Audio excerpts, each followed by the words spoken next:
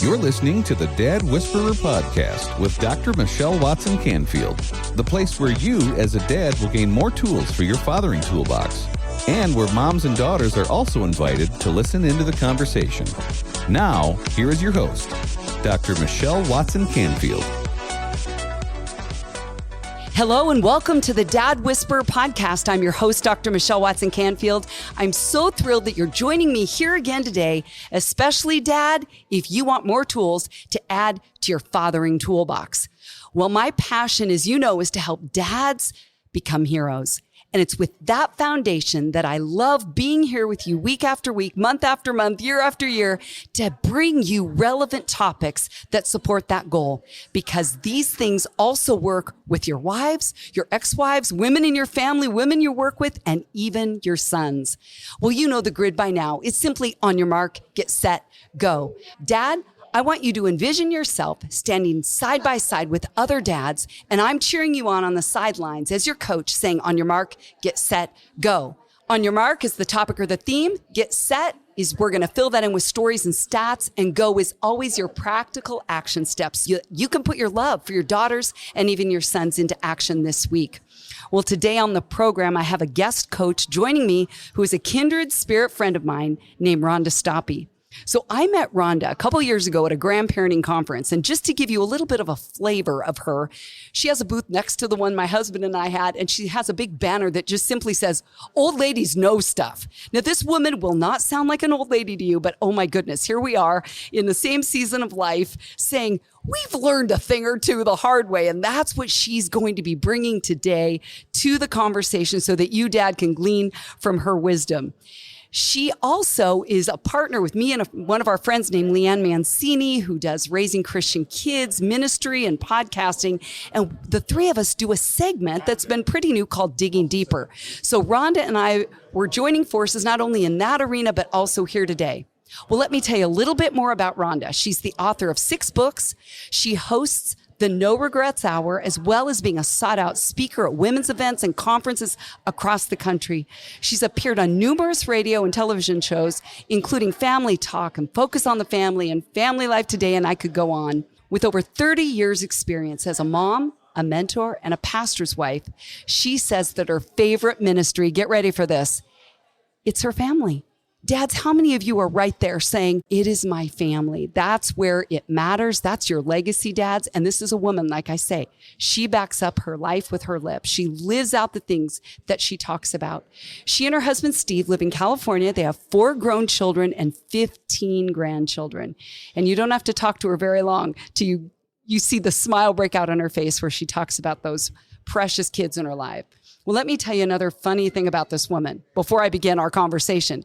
And that is that she has some of the best titles of her books. Okay, listen to this one. One of them, this is when I first met her. It's called I Sleep with the Pastor. Hello, she is a pastor's wife. How's that for creative? And then another one is called If My Husband Would Change, I'd Be Happy. And other myths wives believe. In fact, some of you men might be wanting to buy that book right now. Well, without further ado, let's get this conversation started. Welcome, Rhonda Stoppe. So excited to be with you in person again at the Spark Media Conference in Houston, right? In Houston. This California girl is so sweaty here in the humidity, but it's cool. Yes, exactly. So here we are away from home, connecting again in person. Fun. And I love that we've been able to plan for this conversation. And, you know, there's so many things we could talk about where you have an interest area, but where we landed, and Dad, here's today on your mark. Here it is. Ready? Drum roll. Dads, Daughters, and Dating. How to lead conversations that matter. Now, you know, my second book is called Let's Talk, Conversation Starters for Dads and Daughters. So the fact that we both have an interest in standing alongside men, alongside fathers, to help them be more equipped in opening up conversations that matter, we both are saying, absolutely. We want to champion you and cheer you on as dads. And so that's where we're going to go today. Now, get set. Here we go. Okay, I got to just start by asking, what on earth gives you a heart to speak to men on this topic of dads and daughters and dating? 18 years of youth ministry you see a lot of dads interacting or not interacting with their daughters. They start to reach puberty, they start to look like women, and all of a sudden dad stops pulling his daughter onto his lap. All of a sudden dad feels a little awkward when she's hugging him, or just feels like kind of uncomfortable with her changes in her body. She's still a little girl, and she's growing to be a woman, and she still craves touch, and she still craves her daddy's touch. And maybe it's a back scratch, maybe it's a cuddle, maybe it's a snuggle, kiss on a cheek, and still wants her dad to tell her she's pretty. Yes. Still wants dad. You know, it's easy for dad to go, you're not going out in those cutoffs. Those shorts are way too short. You're not going out looking like that. No daughter of mine is going to go outside looking like that. No, go change. And it's easy to, because dads are so freaked out that this sweet little girl is all of a sudden becoming a woman, and they know how boys think, and they're constantly harping on her modesty, which I'm not saying you shouldn't do that, but a lot of times daughters take it as negativity, and they feel rejected by their dad. So finding ways to tell her, you know, you got too much eye makeup on. Wow, you have on a lot of eyeliner. Is that how they're wearing it these days? And it may be overkill, and it probably is. Or her eyebrows might be colored in so dark she looks like Groucho Marx. But if it's the style, really choose your battles. Choose the things you're going to tell her that's not acceptable. Yes. And cheer her on as she explores her womanhood. Yeah, and I love how you just spontaneously, Rhonda, gave a question. Hey, is that how they're wearing eyeliner these days? Dads, honestly, if there's anything you take away from this conversation, let it be that you learn to ask good questions. Because so many times you may jump to a conclusion about the guy she's interested in, or who asked her to homecoming, or those kinds of things. And if you haven't heard more of the backstory before you've commented, you may actually be going in the wrong direction. And she takes it as no, as you said. But when she was younger, it was yes, come here. And daughters get caught in that crossfire. And what have you seen happen in your years of youth ministry where girls get really, I would say, shut down, confused? They don't know what to do with that. Yes. And they're longing for someone to tell them they're beautiful. They're longing for someone to affirm them. And if daddy's not doing it, they'll look to that boy in their study hall, or that boy who is giving them that attention.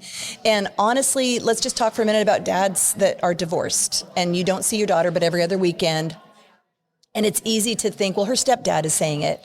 Her stepdad's a really good guy. I'm not such a great guy. Her stepdad's really better at it than I am. And you pull back thinking it's for her good to not compete with stepdad. Stepdad may be amazing. I have a stepdad. He is amazing. But my daddy telling me, even now, I'm 62 years old. And when I walk up, he goes to our church now at this season of life. He's 82. My dad was a teenage father, and he has millions of great-grandchildren because he started young. But when I walk up to church on Sunday and he goes, "Oh, baby, you look so pretty," I still just gush because my daddy told me I looked pretty. He'll call you baby, yes, even in your 60s. Yes. That's super cute. It means so much to me. I want my husband to say it. But of course, and some may say, "Oh, that's creepy. I don't want my dad to call me that." But you're saying for you, so he's always been my daddy. It touches a place in your heart really deep that affirms you at any age. So dad, from 3 to 30 to 60 to 90, when you're a dad, your words go deep. And I've had many women tell me, why don't my words matter as much? My goodness, I'm there in the trenches doing all the hard lifting in the day. Dad comes home and she lights up. Well, that's how we're made, right? God wired us this way. So let me ask you then, another question is, why do you believe it's important for dads to acknowledge their daughters? We're talking about dating, kind of that awakening to love, even if we say that isn't love, but it is to her. Speak to that dad. What does he need to understand about what's happening in his daughter's heart, mind, life, body? We all long to feel valued, and she's looking for her worth. She's looking for her identity. And I believe our Creator, God, created us to find our worth in the value that he sees in us as he created us. But a person who is looking for their worth in their father is going to identify really how God values them through the filter of how they see their dad love them. If their dad is not making it a point to affirm them, to listen to them, what is it about that boy that dad wants to punch in the face? What is it about that boy that you want to come over here and hang out? If you're not willing to engage in that conversation, she's going to look somewhere else. She's going to look for that boy in her study hall or in her gym class. And if he's giving her attention at all, even if that attention is to seduce her to bed, she's naive. She doesn't understand the way that a boy is thinking, and she's just hanging on his every word. And he loves me, and he can't wait to, spend a moment with me. But you, as a dad, can go, I know how boys think. Don't you give him any attention. Or you can say, you know what? Yeah. You are a precious treasure, and your virginity is a valuable treasure that I hope one day you save to give to your husband. Because I used to speak at youth camps. Now I spoke, you and I both spoke at grandma and grandpa camp. It's like, but I did used to speak at youth camps, and I still speak at college and singles events. But I used to take a piece of pink and blue paper and glue it together, heart-shaped, and I would tell them, when you give yourself sexually to someone, you connect your bodies and you become one. And then when that breaks off, there's a little piece of the pink on you and a little piece of the blue on him, and your heart becomes fragmented. And dads, you can have this conversation with your daughter. Every time you physically give yourself sexually, you give your heart to a boy, and then he takes it back, you're giving a piece of yourself away. And my goal as your daddy is to guard you and protect you. I remember our daughter Meredith, when she wanted to go hang out at a boy's house and watch movies. And Steve said, nope, you can have him come here, but we're not going to let you go hang out at his house. I don't know his parents, and I don't think my any parents supervision. were the same way. Yeah. And Meredith said, don't you trust me? That's all he said. You don't trust Totally. me.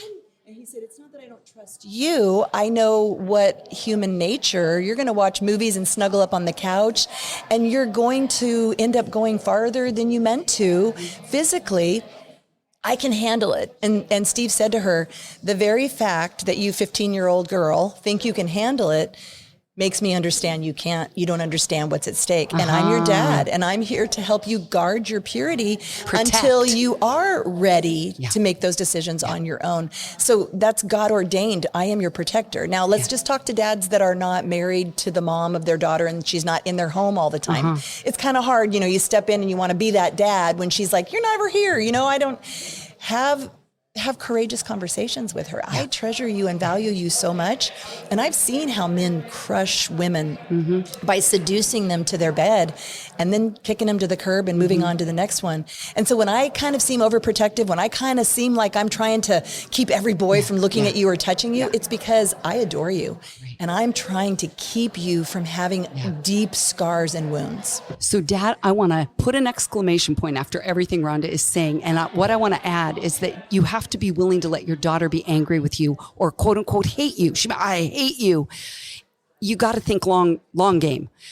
Are you willing? I mean, you do that in football. You don't quit on the first down. You're like, or first half or first quarter, you go the whole game. And so think long game with her. She may hate you in the moment, but so many women I have interacted with say, I look back now and I look through a different lens. So that's first thing I would say.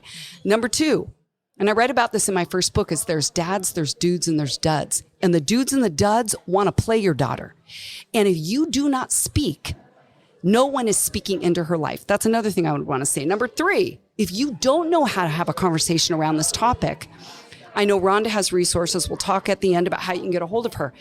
And I also, through my book, Let's Talk, conversation starters, right, for dads and daughters. Your daughter can pick the topic in the front, in the table of contents, and some of them are about sex and sexting, tricky topics that dads sometimes in the groups I run say, I avoid that like the plague. I'm going to let mama go there. No. Did you know the research shows that daughters who feel connected to their dads, is that a head word or a heart word? That's a heart word. Daughters who feel connected to their dads will delay their sexual debut. Say that out loud after me. Delay their sexual debut because she's connected to you. So if you think, oh, I raised her well, she knows. No, she does not. If you do not speak to this, no one else can speak in the way that you can. She has one biological father, it's you. Okay. Even if you're a foster dad, an adopted dad, a stepdad, it is on you. And we are champions, both Rhonda and I, of wanting to see dads rise up and step in. And I'm going to say one fourth thing. Yep, I got my bullet points just in my head, off the top of my head and off the top of my heart.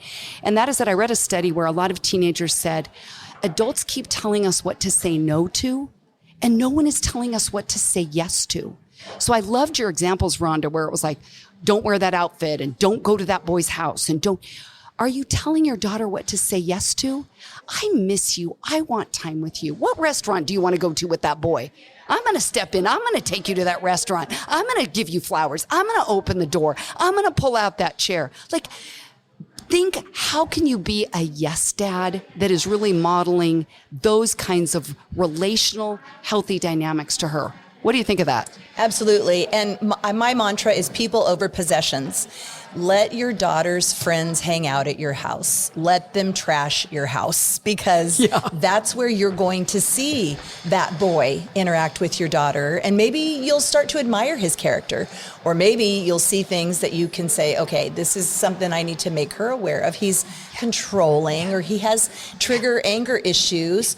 And I'll tell you this, dads, if you're an angry dad, that's familiar to your daughter. Mm-hmm. And so she's going to be attracted to what's familiar to her. If you're a kind man, my husband, I'll say this after 42 years of marriage, in a couple of days, we'll be married 42 years. He's the kindest person I've ever known. I'm the crazy one. He's the kind guy. And you know, my daughters married very kind men. Love it. And our sons grew up to be kind husbands also. It's familiar. Mm-hmm. If kindness is not something that is natural to you, you can change. You don't just say, well, my father was raised by an abusive alcoholic, and my father's father later in life changed, but my teenage dad became my daddy, and he determined he was not going to be an angry dad, and he worked so good to be kind, and he was the nurturer in our family. When I was married for 10 years, he was a single grandpa, and he took all my kids, one in diapers, for a week so my husband and I could go on a cruise. Wow. And he was this nurturing, kind, loving man. He didn't learn it from his father, but let it begin with you. Yeah. You don't just say, that's not what I'm made of. That's not how I am. And it may feel awkward. Roll up your sleeves, be the dad that your daughter needs you to be. Oh, I love it. Well, we're going to take a quick break. When we come back, Rhonda's going to be now sharing more of her story and things that her husband has really put into action with his daughters, so you can learn from a dad. We'll be right back.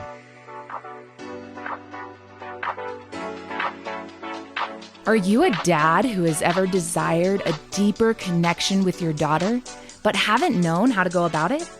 Let's Talk, Conversation Starters for Dads and Daughters is the very resource you need. Dr. Michelle wrote it with you dads in mind. This book will support you with scripted questions, equip you to decode your daughter, and inspire you with stories of other dads and daughters. Don't wait any longer to be the hero you want to be and that your daughter needs you to be. So, to let the talking begin, head on over to drmichellewatson.com/books and order your copy today. This book will become a favorite in your fathering toolbox and will give you the answers you've been looking for. That's drmichellewatson.com/books. Now, back to the Dad Whisperer podcast.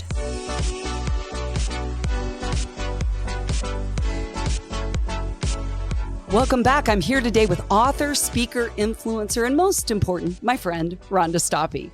You can already tell that both of us are really passionately excited about this topic. And do you know why? Because we interact with way too many women who we hear their heart-wrenching stories that their dads didn't know what to say about dating. And sometimes they're on a first or a second divorce. They're oftentimes in really troubled marriages. And we want to see that change at a foundational level. And Dad, you are a part and a huge part of what I believe will heal the next generation of women as dads are more equipped to dial in. So I want to ask you now, Rhonda, a little bit more about your husband. You're saying he's the kindest man you know. Your daughters have married kind men. Your sons are kind men. And even if that's not a default, right, that a lot of dads have. So share some of the things that you've observed that Steve has done well, done right, done good with your daughters when it comes to dating, maybe in some of the things he's learned the hard way. Yeah. And, I will back up and say my oldest son came to our family when he was 15. Okay. And he was in a very abusive home. And he learned how to be a kind, loving husband and father just in the few years that he sat in our family. And he is an amazing, kind, loving husband and dad. So it's never too late. It's never too late. And whatever your upbringing was, don't tap out. Don't say, I can't change. Oh, you can change. And I'm going to get all teary because I watch him. He was a fighter pilot. He just retired, lieutenant colonel. He flew the F-22 Raptor. So your respect level should be way high for this man. Wow. And he's kind. And his wife is such a sweet little Southern girl. And they go every week and minister to a homeless encampment. And they he plays football with the little kids while his wife, who's a doctor, takes care of their needs. And their children go with them. Their children don't know anything but the kind daddy that he represents. Yeah. Never too late to change. So never too late. So now, what has Steve done right and well, especially with your daughters when it comes to dating? When our first daughter turned that age where she was starting to look like a woman, and we lived in Lakeway, Texas, on a lake. And she wanted a bikini. She wanted a two-piece. And my husband, who was only raised with a brother, his parents were extremely conservative, to say the least. He said, no, you have to buy a one-piece bathing suit. Now, I was raised by the Partridge Family, and he was Mr. and Mrs. Cleaver. And so our worlds were different. And Meredith was extremely devastated that she was going to have to wear this one piece. We all lived on the lake, and they call it the third coast. We're always on the water in our boats, water skiing. And he literally said, no. If she wears a one piece, she'll be the example that all the other girls will follow. Oh, right. And that's how she saw it. That is not how it works. Exactly. And I said, babe,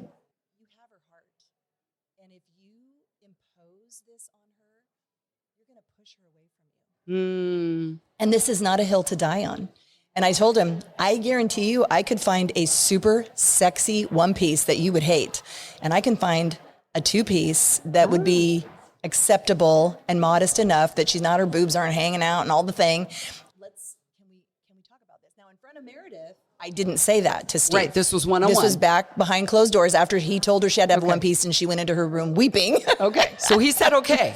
And then he said, okay, if you can find a two piece. And he did. I still have that two piece. It's in my laundry room on a shelf. I love it. Just because it represents him listening. Yes. And him not just going, no, I will not have boys look at my daughter, all the things. Yeah.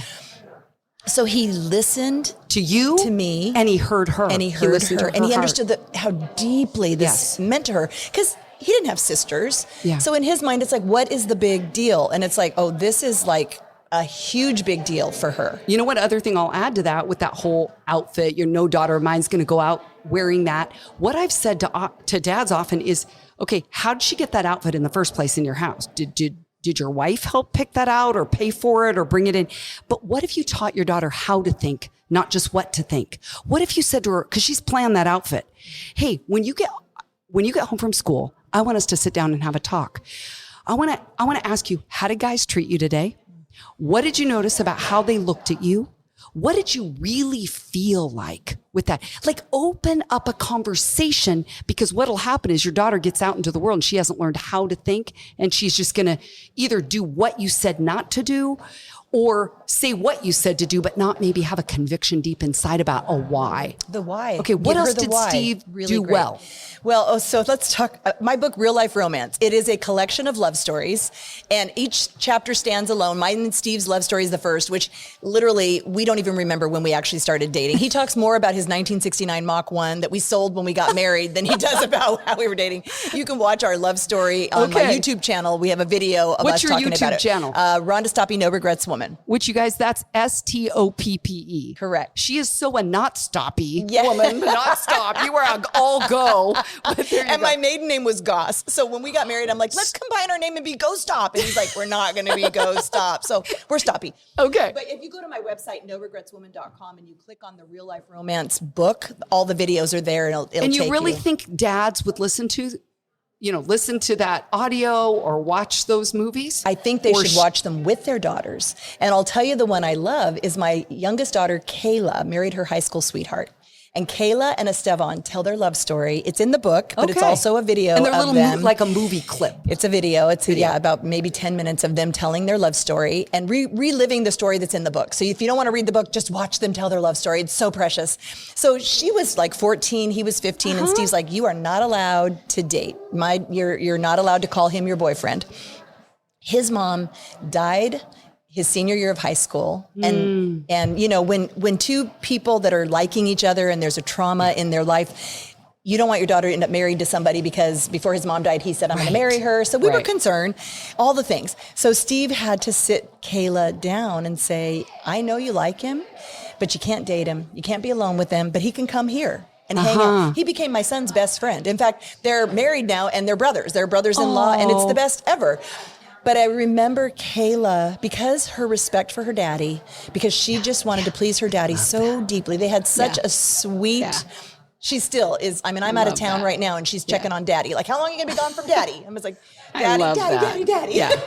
I love that. But she honored him. Yeah. And when I homeschooled her, and when she was a sophomore in high school, we were going to let her go to high school. And Estevan, we call him Stev, was a senior in high school that year.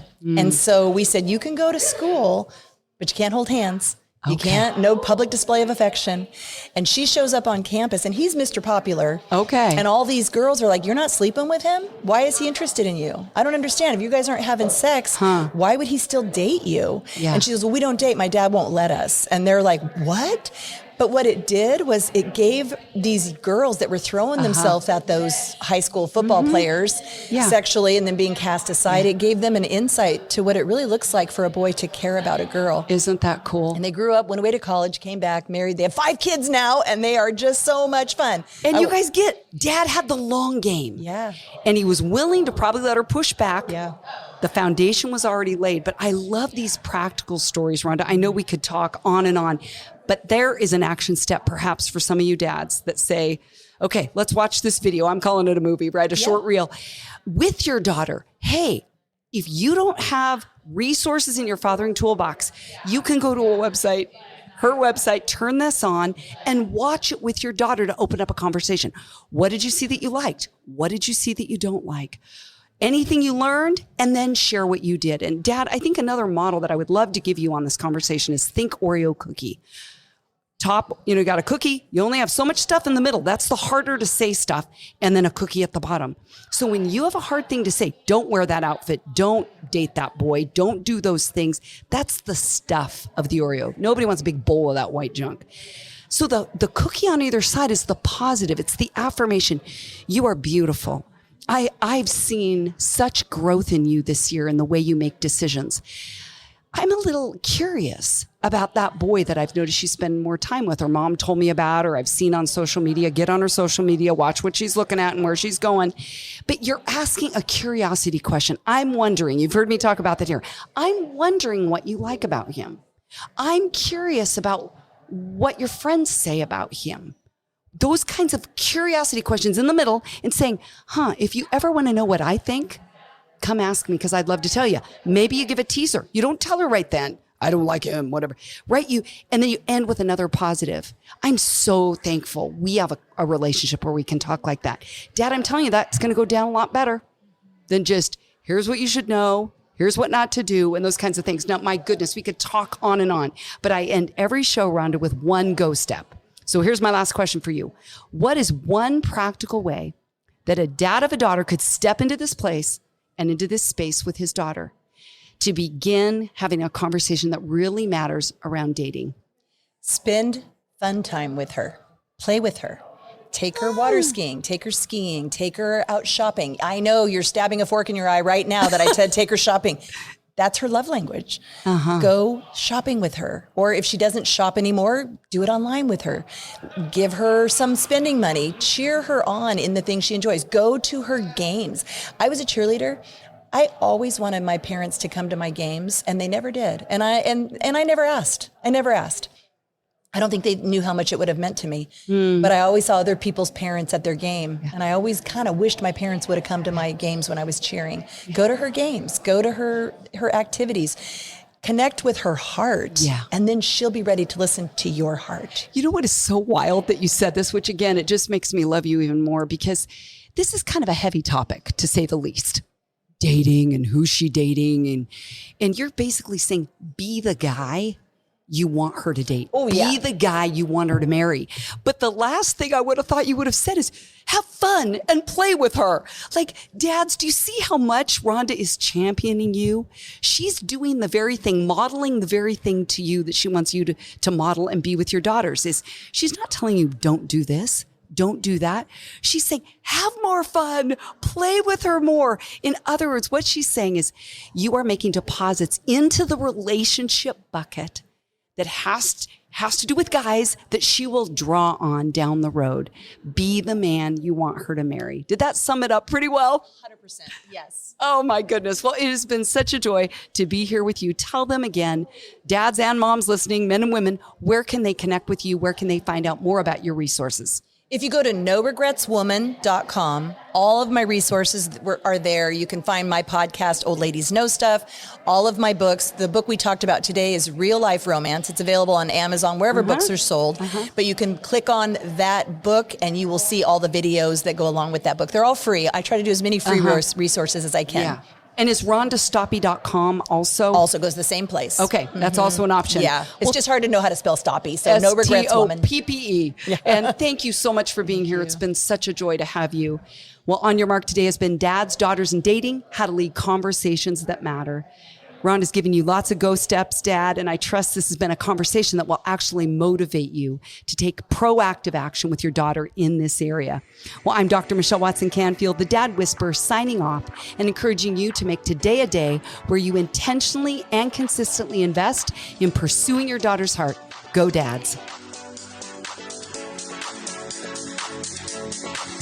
Thanks for joining us for another edition of the Dad Whisperer podcast with Dr. Michelle Watson Canfield. If you're looking for more resources to support the father-daughter relationship, or if you want to connect personally with Dr. Michelle, you can find all the information you need at drmichellewatson.com. That's drmichellewatson.com.